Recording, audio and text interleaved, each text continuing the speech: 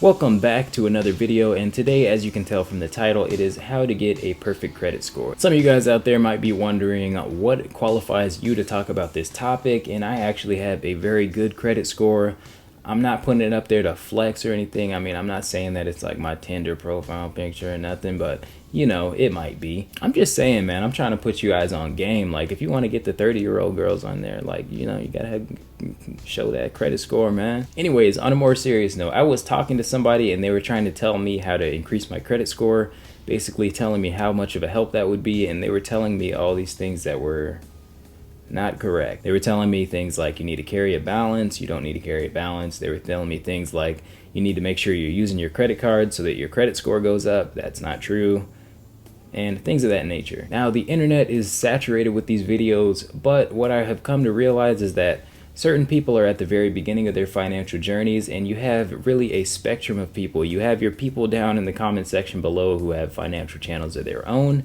You know, shout out to you guys helping me out with my engagement. And then you have your people who are just starting their financial journey. And then you also have some of my friends and family who do not watch financial videos, so they would not know that the internet is saturated with these types of videos. But today we're going to be talking about how to get a perfect credit score. So I'm going to put up the graphic and we're going to talk about this really quick. Should be a pretty short video. So credit card utilization. This one is very important. This one is about 30% of your credit score. So basically what you want to do to get a perfect credit score is to be in that excellent category over there. And the best way to accomplish that, in my personal opinion, is to have basically more available credit. Let's say that in a typical month you spend about $2,000, which is, you know, pretty typical for somebody to spend on a normal budget.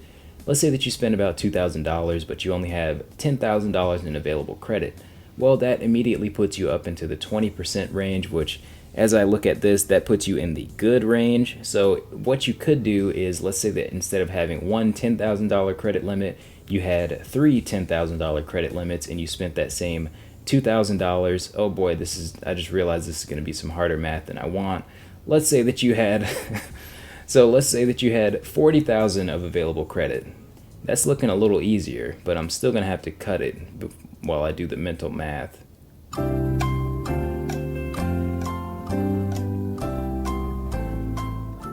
Okay, if you spent $2,000 out of your $40,000 limit, that would be 5%, and I really hope that's right because I didn't use a calculator. Moving on to your next one, it is payment history and derogatory marks. So you need to have, in the excellent category, you need to have 0 derogatory marks and 100% payment history. So that's pretty obvious. That means you pay your bill every time. It doesn't necessarily be in full, but it should be, just so that you're not paying any interest.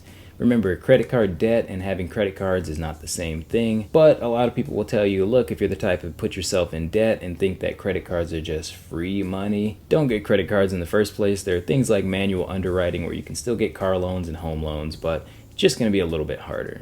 Anyways, I digress. Those two things are going to be 35% of your credit score, so keeping that at 100% payment history and 0 derogatory marks is going to keep you in that excellent credit score range. So the next one is average age of credit history, and the average you want to be in that excellent is 9 years.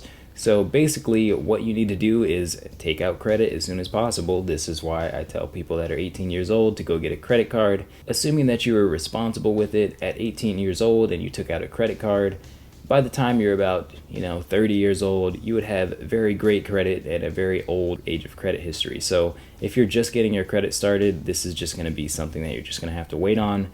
Basically, the key to having an old credit history is just getting older and holding on. So hold on. It's going to be 15% of your credit score, so it's a little bit less important, but it's still important. Another note on this is, let's say that you have a really old department store card. Like, for example, I have a Banana card that I got in college because I used to shop at Banana Republic. I don't really use it anymore, but it is one of my oldest lines of credit. So there's no reason for me to close that because they're not charging me a fee, so it's just helping my credit. All right, total accounts. This one is a little bit counterintuitive, but you need to have 21 plus accounts. Yeah, more credit cards for some reason makes you more responsible in the eyes of the credit bureau. So 10% of your credit score is that.